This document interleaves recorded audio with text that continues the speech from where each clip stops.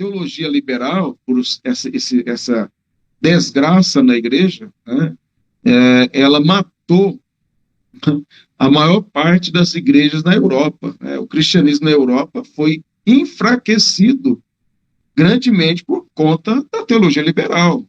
E por isso que hoje o Islã está dominando a Europa. Por quê? Porque o cristianismo não é mais bíblico. Uma ou outra igreja lá, muito isolada, pelo que eu sei, Reverendo West pode me corrigir, não ouço falar de igrejas com grande expressão na Europa. Nos Estados Unidos, sim, mas na Europa não ouço, não, assim, no momento, como era Martin Lloyd Jones, né, vamos dizer, o último aí, grande nome pastor e a sua igreja, deve ter sim, mas eu não conheço, mas a Europa tornou cética por conta do liberalismo teológico. E aí a gente vê o que? No Brasil, vemos influência de neoliberais, como, por exemplo, Ed René, que agora recentemente foi dada a polêmica toda aí na Igreja Batista, que a Bíblia tinha que ser reinterpretada, readaptada, Caio Fábio. Então, a Bíblia é adaptada à experiência humana, à sociedade, à cultura, porque ela não é autoritativa, ela não é suficiente, ela não é inspirada. Pode até dizer, eles podem até dizer isso, dizer, mas na prática não é para eles. Então, nós temos essa questão neoliberal, ela continua sendo um grande parasita, só que é um parasita Nutella. Como eu disse, eles não têm caráter, pelo menos os liberais antigos tinham a coragem de dizer que eram. E eles escreviam e defendiam as suas opiniões. Vamos dizer, é um mal menor, você sabe quem é o inimigo. Agora, esses não, estão infiltrados nas igrejas. E eles estão aí comendo como cupim as instituições sérias, abrindo portas para ideologias de esquerda e assim por diante, e a igreja vai perdendo a sua identidade. Então, o movimento, na minha opinião, o movimento pentecostal, o movimento neopentecostal, são irmãos em Cristo, né? Os irmãos pentecostais têm as suas divergências e tal, mas não fere aquilo que é o essencial para a fé. Não é como o liberal não chama de irmão, mas um irmão pentecostal, sim. Mas o movimento pentecostal, na minha visão, é consequência do liberalismo, direto ou indiretamente. Essa ênfase no sentimento, na experiência, o escandalizar-se, como eu coloquei, né, com os liberais, gerando essa hostilidade ao estudo da teologia e achando que isso mata, né, a fé. Então, eu penso que o grande causador de distorções, de misticismo ou de apostasia, sem dúvida alguma, na minha visão, é a teologia liberal, que é pouco conhecida, né, pelo meio evangélico, temos técnicos, né, poucos conhecem. Aí você vai numa livraria evangélica, tá lá o livro do Bultmann, lá, o pessoal compra e acha que é legal, porque não tem critério nenhum e lê essas porcarias aí. Vendo, Emerson? Você é o convidado, eu estou falando demais. Ué, mas eu achei que a gente era convidado para ouvir você falar, não é isso não? Então, eu estou passando essa ideia mesmo. Não é isso não? Eu achei que era isso. Não, pegando o gancho aí, a minha leitura é muito parecida com a sua, só lembrando isso mesmo que você falou, o liberalismo no final do século XIX, início do século XX, era um liberalismo clássico, explícito, né? Eles diziam, a Bíblia não é a palavra de Deus, não existe revelação, Deus está numa outra dimensão, num outro mundo, nós sabemos que ele existe, mas o que nós temos, a Bíblia era vista como qualquer outro livro de expressão religiosa de qualquer outro povo.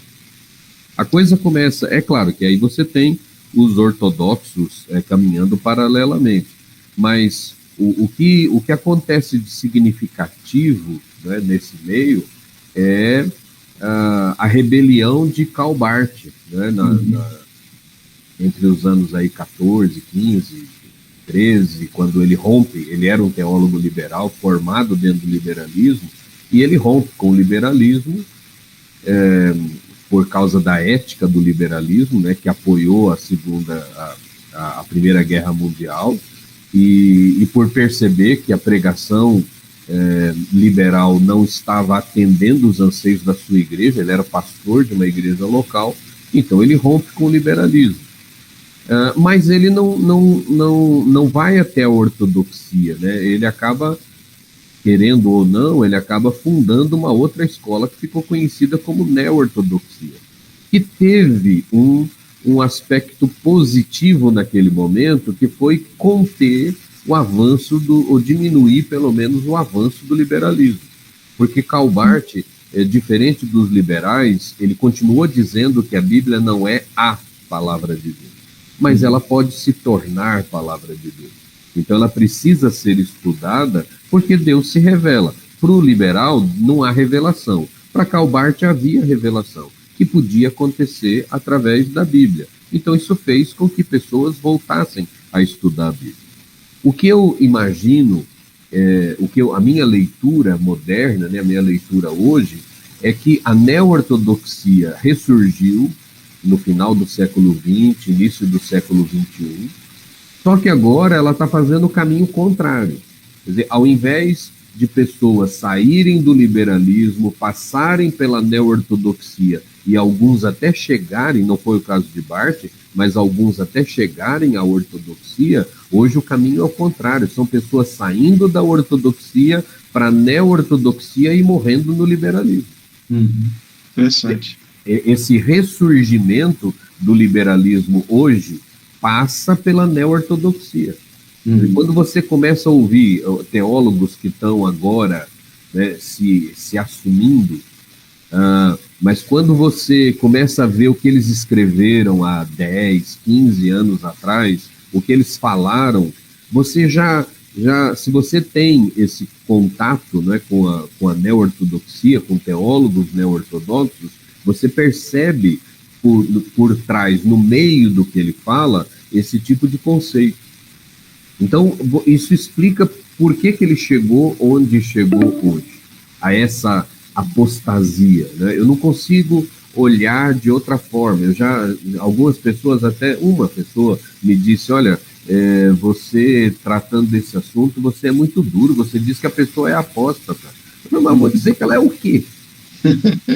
E quando a pessoa nega a infalibilidade das escrituras, quer dizer, uma pessoa, por exemplo, numa conversa comigo, ele diz assim, não, a chave hermenêutica, isso soa muito bonito, a chave hermenêutica é Cristo.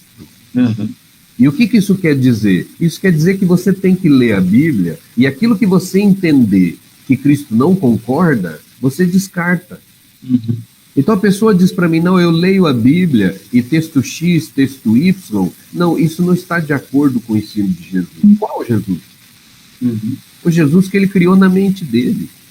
Então como é que uma pessoa que esquarteja a Bíblia para escolher as partes que ele entende que são as de Cristo, começa a dizer coisas que são de Cristo, que na verdade você não encontra no Evangelho, quer dizer, o Cristo dele é outro, a revelação dele é outra, então o Deus dele é outro. O nome disso é apostasia, não tem outro nome. Sim.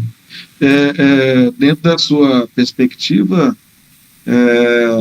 esses que estão fazendo o caminho contrário aí, você colocou, né, sendo da ortodoxia, passando pela neo-ortodoxia e caindo novamente do liberalismo teológico. Existe um neoliberalismo, eu coloquei, ou é neo-ortodoxia? Não, para mim hoje é neoliberalismo. É o final da linha. O final da linha é neoliberalismo. Você ainda tem algum neo-ortodoxo por aí, mas o fim da linha é neoliberalismo. Porque como acho que foi o reverendo Marcos que falou, né, eles são sutis, eles falam as coisas, e aí quando tem a repercussão, ele diz, não foi bem isso que eu quis dizer. Quer dizer, eles soltam as coisas, quer dizer, o veneno vai no meio de comida. Sim. Alguns deles não escrevem. Então, por exemplo, um determinado professor de uma instituição aí, há anos atrás, ele disse algumas coisas a respeito de Jesus, negando a historicidade de Jesus, e quando ele foi denunciado para a direção do seminário, e a comissão lá, né, a congregação de professores, vamos dizer assim, o chamou para explicar o que era aquilo, ele levou os artigos que ele tinha escrito, os livros dele, colocou sobre a mesa e disse, olha, apontem aí onde que eu tenho escrito alguma coisa dessas que estão me acusando.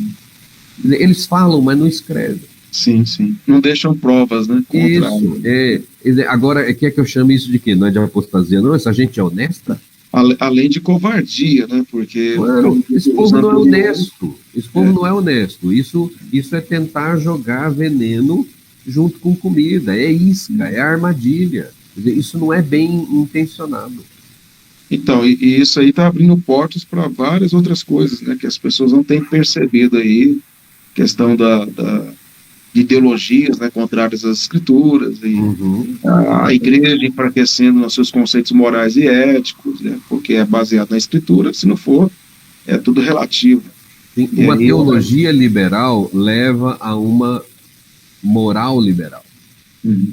Não tem, porque você tirou a referência. Você tirou a referência, ideologia de gênero está certo, quer dizer, tudo passa a estar certo. É a verdade de cada um, você não tem referencial mais. Aí você cai na ética situacional, né? Tudo vai depender, é a situação, é a circunstância, é o povo que vai definir o que é certo ou errado.